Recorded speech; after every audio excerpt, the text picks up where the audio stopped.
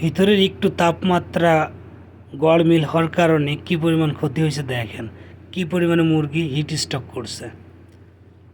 প্রতিদিন প্রায় 3000-4000 মুরগি হিট স্ট্রোক করতেছে, কী পরিমাণে। আসসালামু আলাইকুম, আমি জাহিদ, সৌদি আরব জেদ্দা থেকে। হঠাৎ করে ফার্মে দিনে আর রাত্রে তাপমাত্রা গড়মিল হওয়ার কারণে অনেক মুরগি হিট স্ট্রোক করছে, প্রায় 7000 মুরগি হিট স্ট্রোক করছে।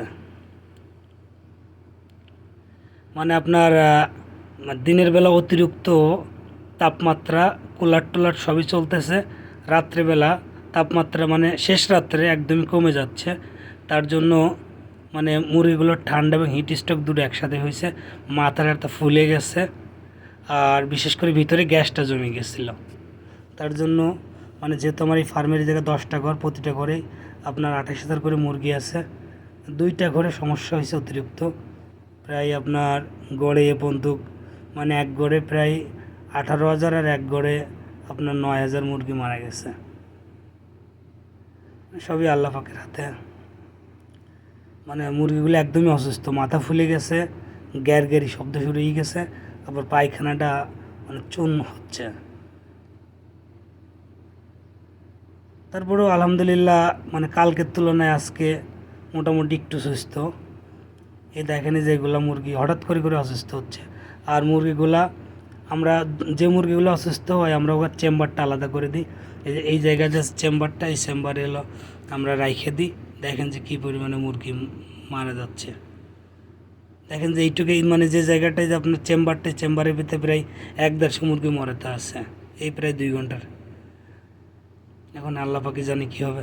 তো আমি একটা কথাই বলবো, যেহেতু আমরা দীর্ঘদিন ধরে ফার্মের সাথে জড়িত, বিশেষ করে যারা আমরা যদি এই ফার্মগুলো মাজরা মরুভূমির ভিতরে, রাত্রেবেলা বালুটা ঠান্ডা থাকে, বা আপনার রাত্রেবেলা মরুভূমি একটু ঠান্ডা হয়, দিনের বেলা পর্যাপ্ত পরিমাণ গরম থাকে, তার জন্য হলে বেশিরভাগই সমস্যা হয়।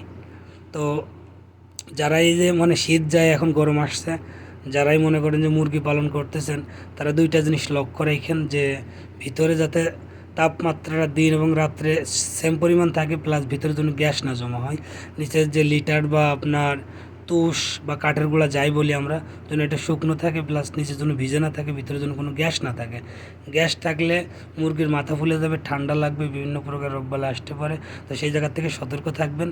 এখন আমার প্রতিদিন খাবার লাগতো 50 কেজির বস্তার 70 বস্তা করে খাবার লাগতো, বর্তমানে 50 কেজি 50 বস্তায় নেমে চলে আসছে এক ঘরে। একদমই অসুস্থ, খাবার খাচ্ছে না, পানি খাচ্ছে না ঠিক মতো। তারপরেও কালকের তুলনায় আজকে একটু ভালো, কালকে বেশি মরছিল, আজকে একটু কম মরতেছে। তো কী হবে জানি না। তো যদি ভিডিওটা ভালো লাগে, উপকার হয় আপনাদের, অবশ্যই চ্যানেলটা সাবস্ক্রাইব করবেন এবং পাশে থাকবেন। নিত্য নতুন কোনো কথা থাকলে অবশ্যই কমেন্টসে জানাবেন। তো ভালো থাকবেন, সুস্থ থাকবেন, সবার কাছে শুভ দোয়া। আল্লাহ হাফেজ।